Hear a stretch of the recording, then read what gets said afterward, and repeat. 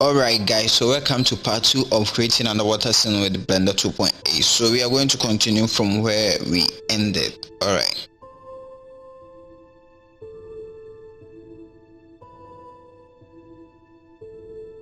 Alright, so we are done making the particles.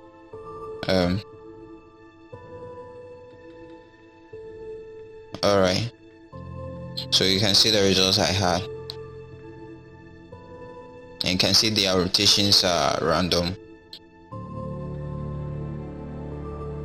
Alright, so let me save.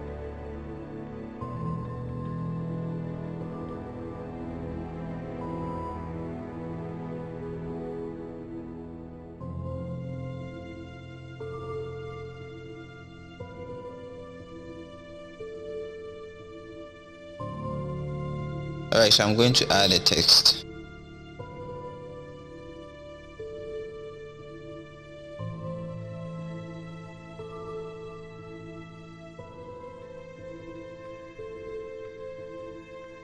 Alright, so there's a new text. And I'm going to place it close to the logo.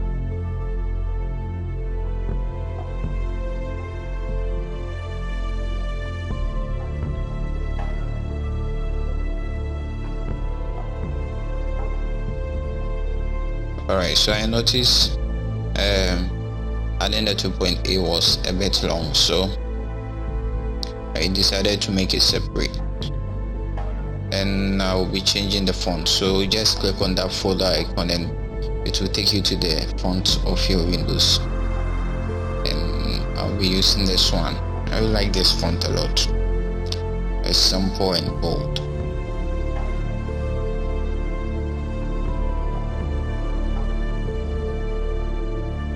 Alright, so working on the geometry settings.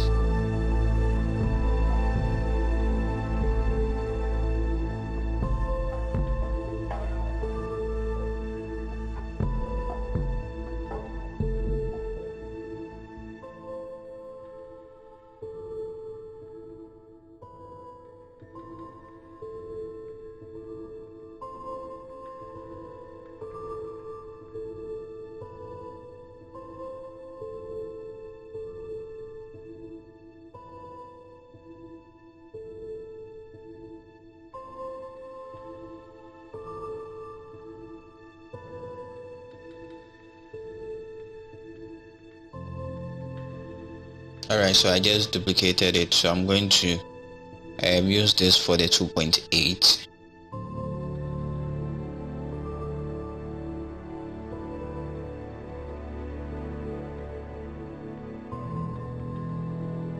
Alright, so you can see the logo, the Blender logo is going through the plane or the ground, because that will help sell the illusion that it has actually been there for a long time. So it's better that way than just placing it on top of it.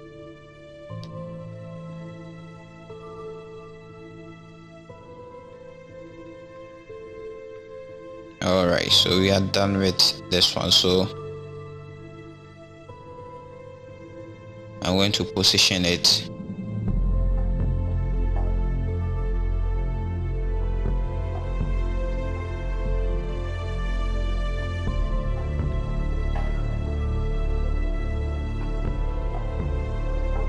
Alright, so I'm trying to position it for close to the logo.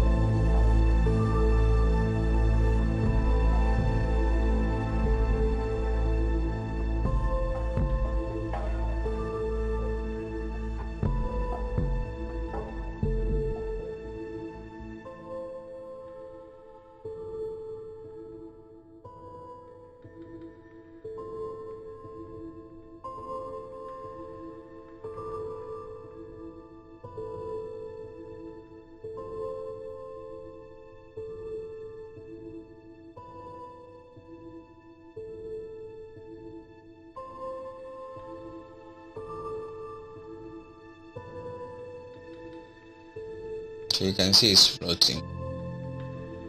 So I was still trying to make it work for me, so I just scaled it up. Still, I'm pretty sure it's going to end up floating again. So I will be moving that forward.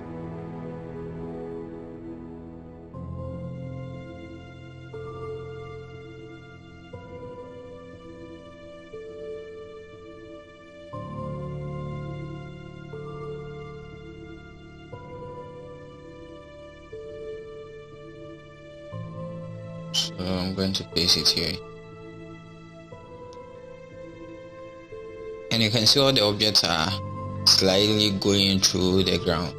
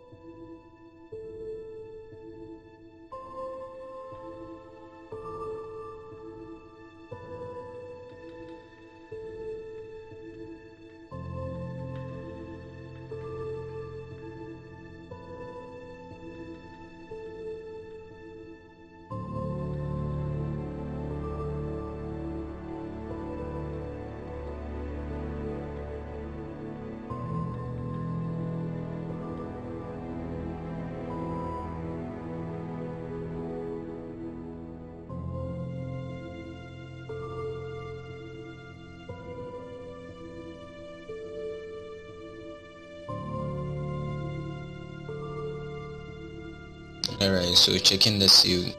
Alright, so checking to see whether everything is placed at the right position.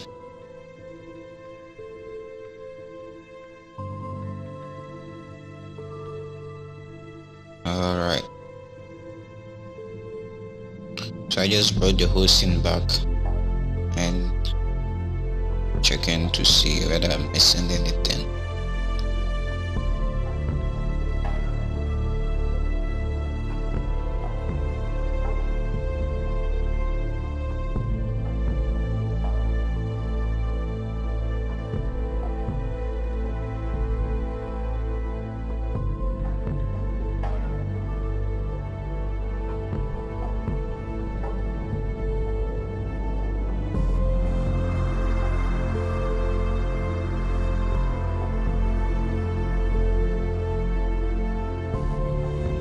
Alright, so I'm going to relocate the rocket, scale it up, because it felt a bit closer to the camera.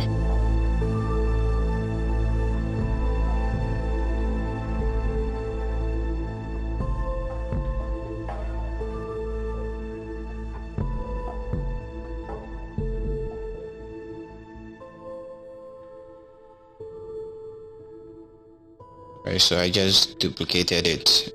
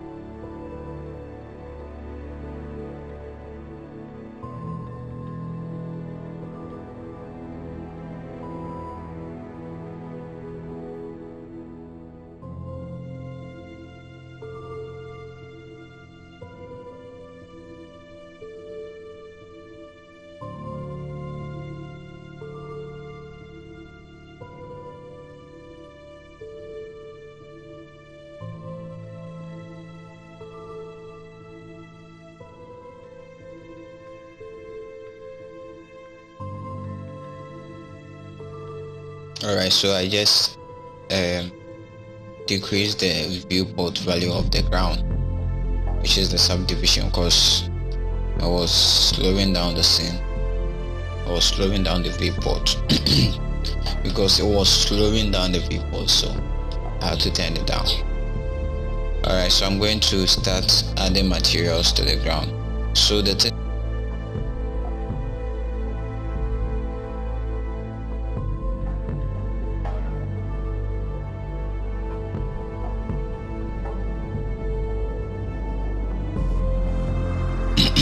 so I'll be adding the textures links in the description, so go ahead and download them and you can use them as I go on. Alright, so this is what I'm getting from the texture, and I'm using UV coordinates because this object was already unwrapped in the part 1, so I'm going to use that.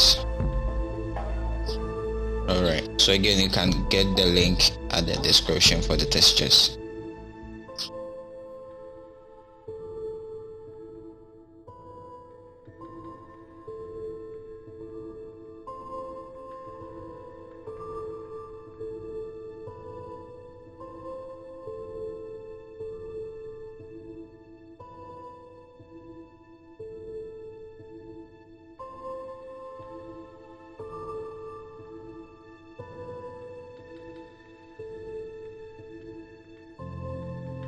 So I'm trying to get a shadow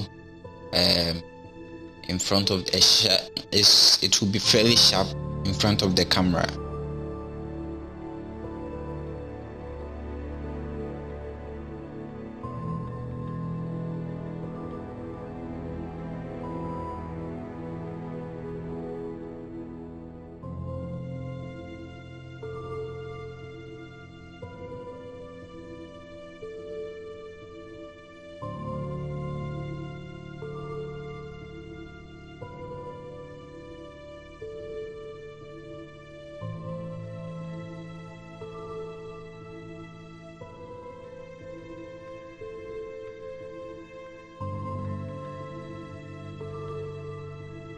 So this is the what the texture is giving us, but we are going to make extra changes to it. So I just added another texture to it, and we are going to add some nodes to get a different result from those two textures. Alright, so I like to make changes to my stuffs, and if you do watch my tutorials, I really like adding details to my textures without just using them straightforward. So I just created a black and white image from the textures I just mixed, and I'm going to use that black and white as a mix factor, and then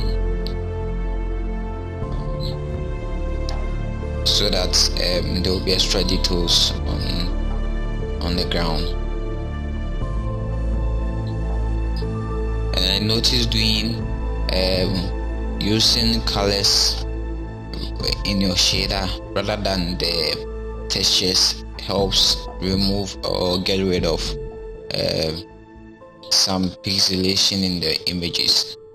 So, and you can really go close up on the textures when you use colors. So generating the colors from the textures is a good way to do a close-up shot without getting any pixelation of the textures.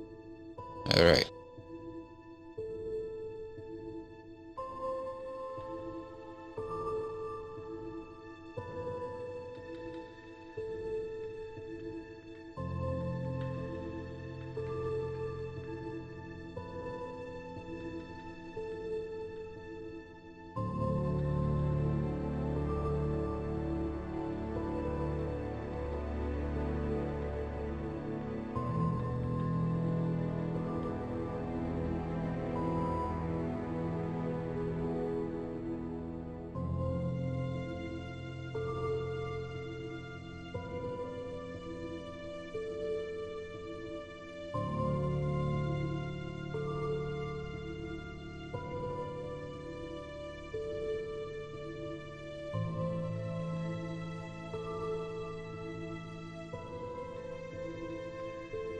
Alright, so I'm going to add a noise texture.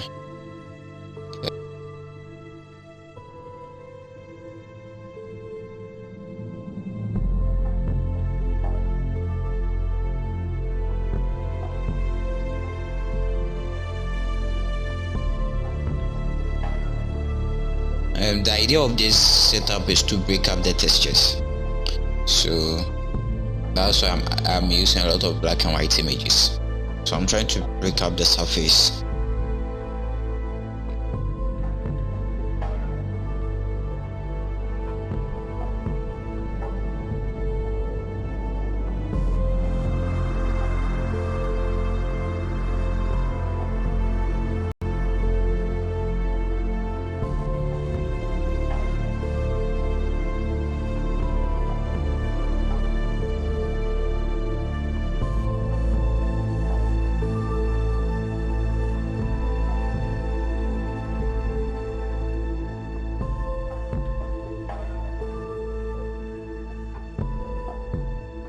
Alright, so this is what we are getting,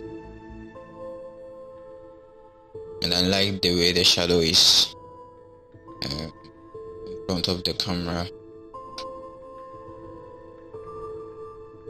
Alright, but it's still not that close enough. I think it's too close to the logo, so I'm trying to get it a little inwards or a little far from the logo.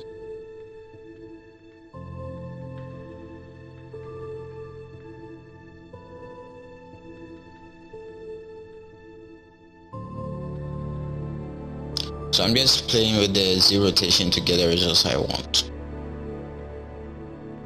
and I'm using an HDR image to, I don't know whether it's HDRI or HDR image. I have a feeling the I is for image, so I'm using that for the sky texturing, for the skylighting. So I'll be giving a link to that in the description too, so you can go ahead and download that image and use it too.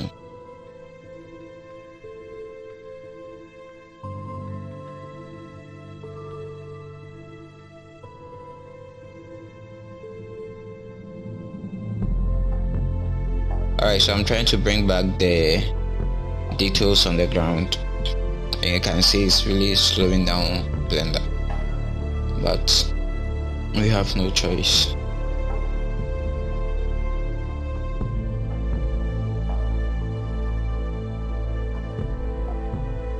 So for now we are using cycles to render or to preview, but we are going to use Eevee to finish everything up.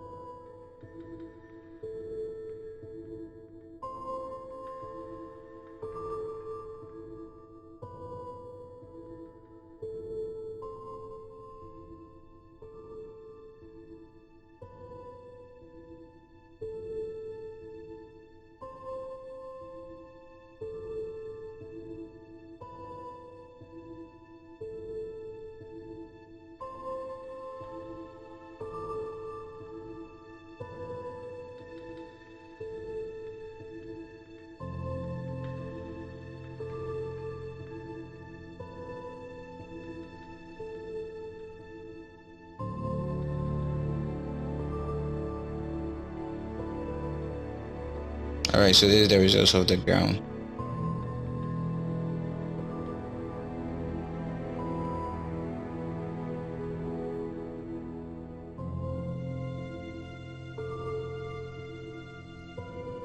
So I've just disabled one subdivision, that's why it's looking this way, but we will turn that back on after we are done with the rest.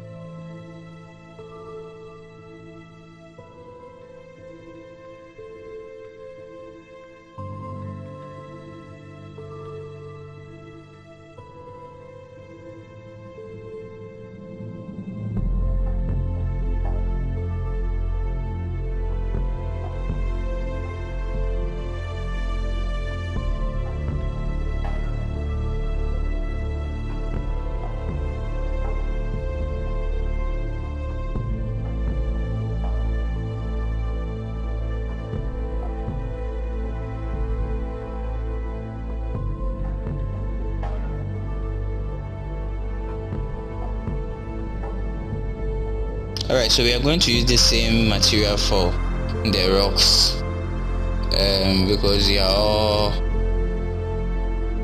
and we will just be making a little changes to it to fit it.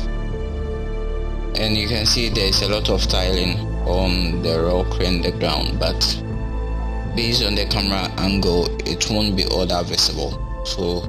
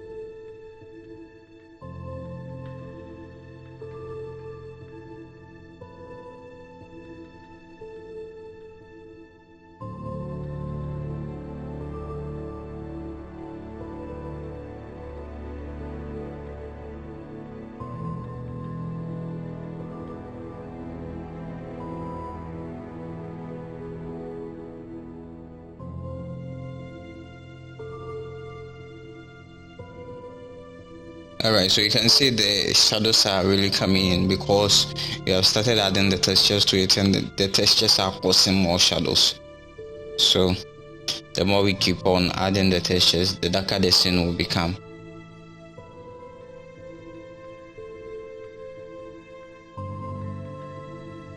Alright, so I'm adding another texture to the cliff and the wall.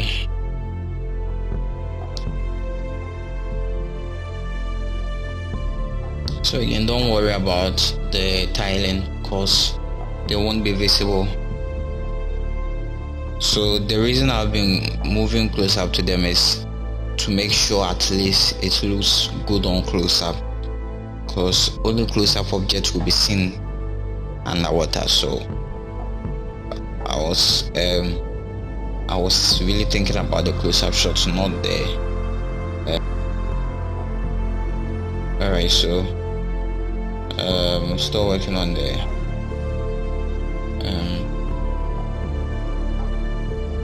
rotation of my environment lighting.